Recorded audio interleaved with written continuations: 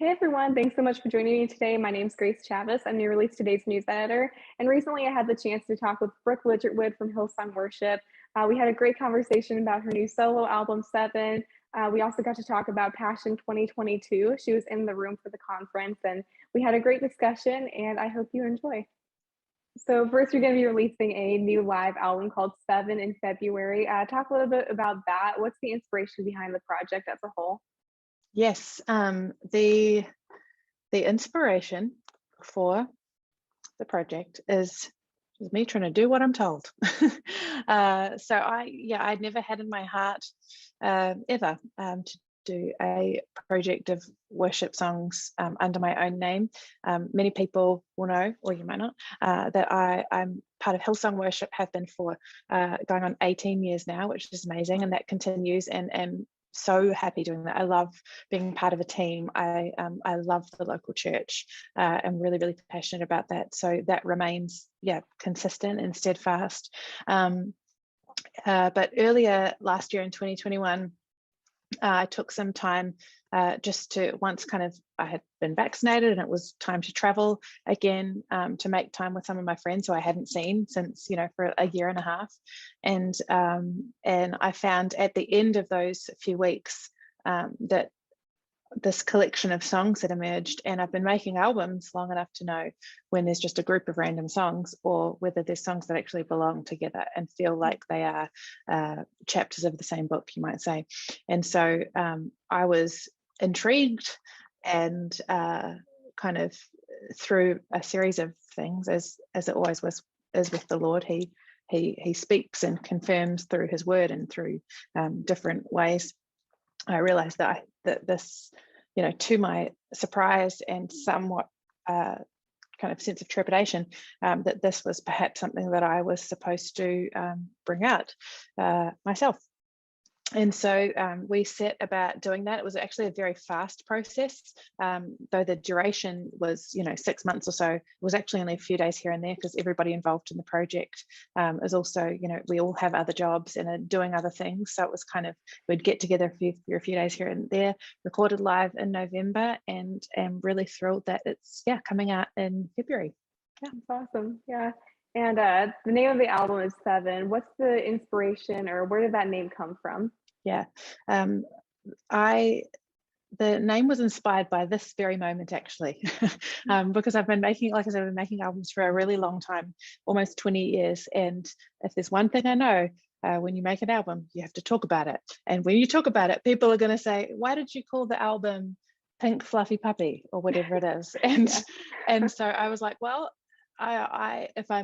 they're going to ask me that question, and how can I actually use that moment to talk about something that I feel really stirred about, something that matters? What is it that I want to be talking about over and over and over again? And I had been reading a book over the past year and a half called, I actually have it here. It's called Discipleship on the Edge by a pastor and scholar theologian called Darrell Johnson, and it's a expository journey through the book of Revelation, which, if you've read the Bible, that's a wild book. And so this book here is the single most helpful resource that I've found on navigating the book of Revelation. Someone gave it to me, and they gave my husband and me a book. They gave my husband the Matthew McConaughey bio, and they gave me a book about Revelation. I was like, that is like quite different.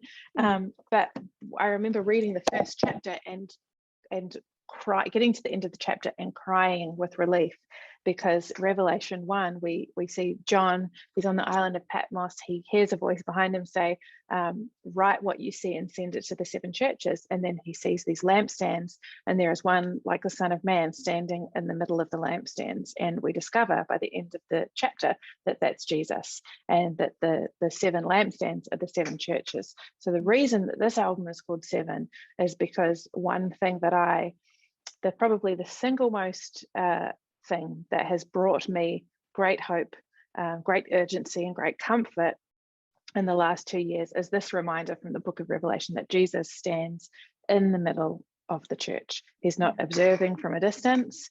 He's not kind of napping on a boat. He's actually standing in the middle of the church. He is attentive to what he is building and what he is doing. And we are going to do we're going to find navigating this crazy time in history a lot easier if we can walk it out, knowing that that's the reality that we're living in. Yeah, I love that. And it's kind of a good tie-in. I know you love blending theology and art together. What did this creative process look like for you with Seven? Yeah, it was honestly just super fun. I think it's like maybe some of the most fun that I've had, because I didn't know that I was writing an album. I was just writing with my friends. So Yeah. there was no pressure, there was no expectation. And we were just getting to kind of fully commit to wherever the song was taking us. So, for example, there's two songs on the album that I wrote with my friend Stephen Furtick, who is a fellow Enneagram 1, which means that we just could get super molecular on things. So we have a song called Nineveh, which is going to be the second song we release. And who gets to write a song called Nineveh? I guess we do. And so just getting able to fully commit to the process of creativity with the Lord and collaborating within friendship, without any expectation for where this needed to go or what this needed to do, but just being able to fully be immersed in the process of writing and then figure it out afterwards. So that was probably one of the most fun parts of the process for me, was just, there was no expectation.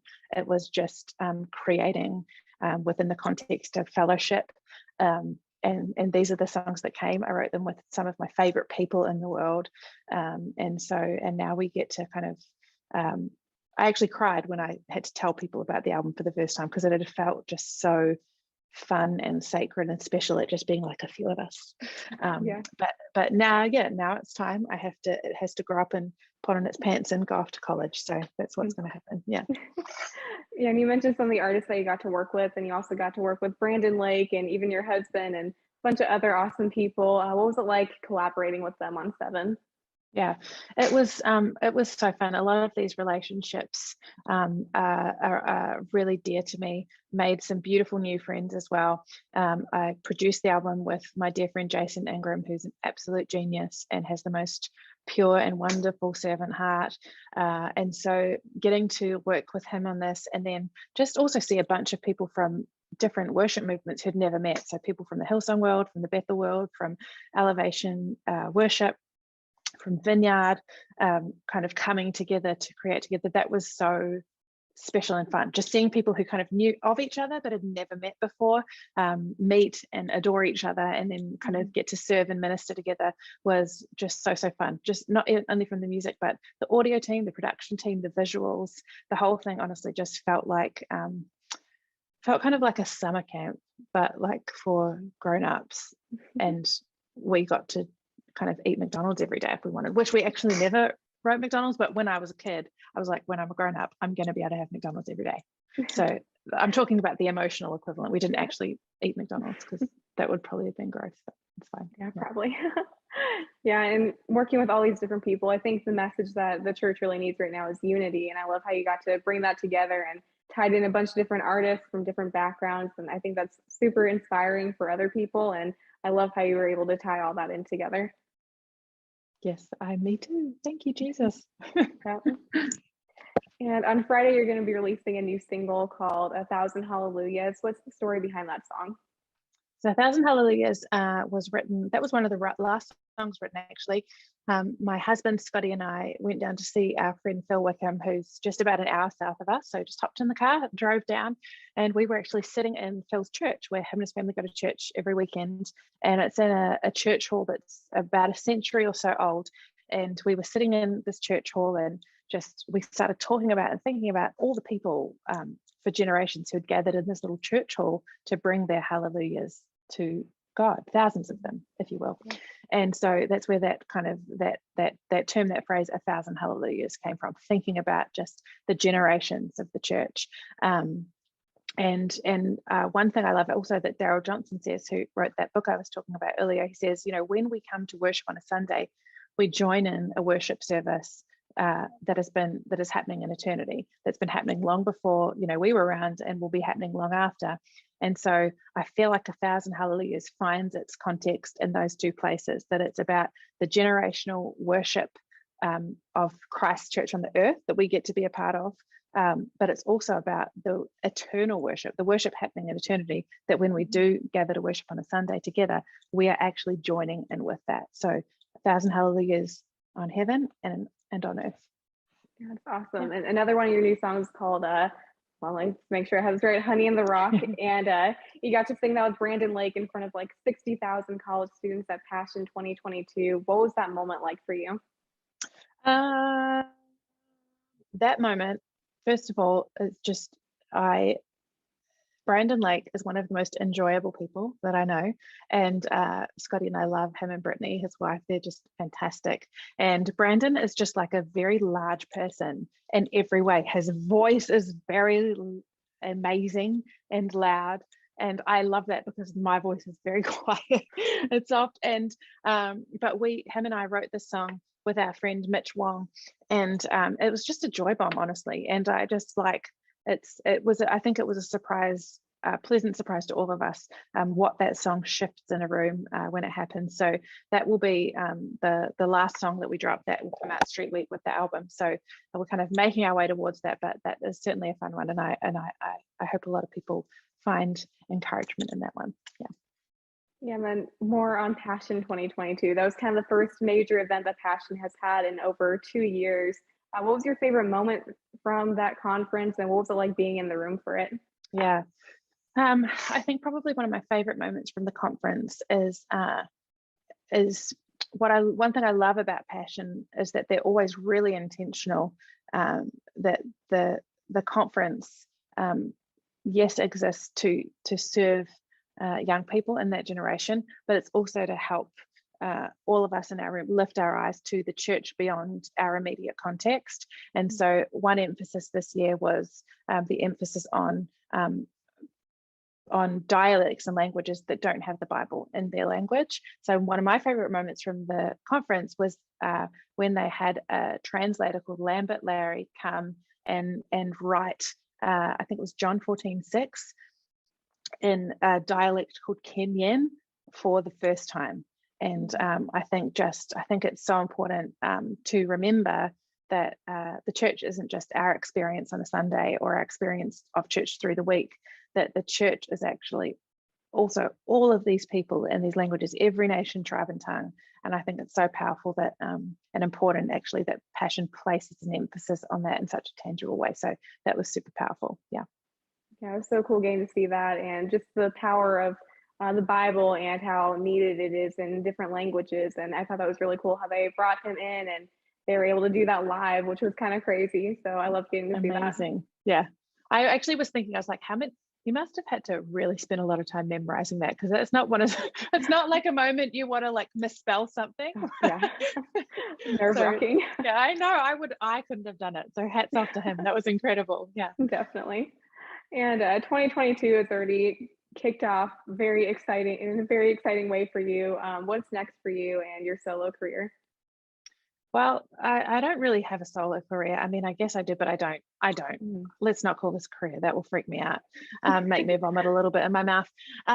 So I have, I am at the mercy of the Lord, whatever he wants to do. You know, I'm still very much, like I said, part of Hillsong Worship.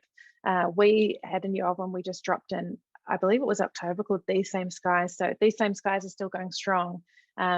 Some touring that I'm at not liberty yet to announce, but perhaps is coming, and it's going to be a beautiful year. Watching my kids continue to grow up. They're 4 and 6 years old, and the sweetest, cutest things. It's going to be a good year. I'm looking forward to it. That's awesome. And how can we be praying for you guys as you're journeying into 2022? Oh my gosh, I love that question. Thank you so much. Prayer for wisdom is always the prayer that I have. I always need more wisdom. Yeah. It's so great getting to talk with you today, and I'm really excited to listen to 7. I love what I've already heard. So congrats on the new album, and hope to talk with you soon. Thank you. Bless you.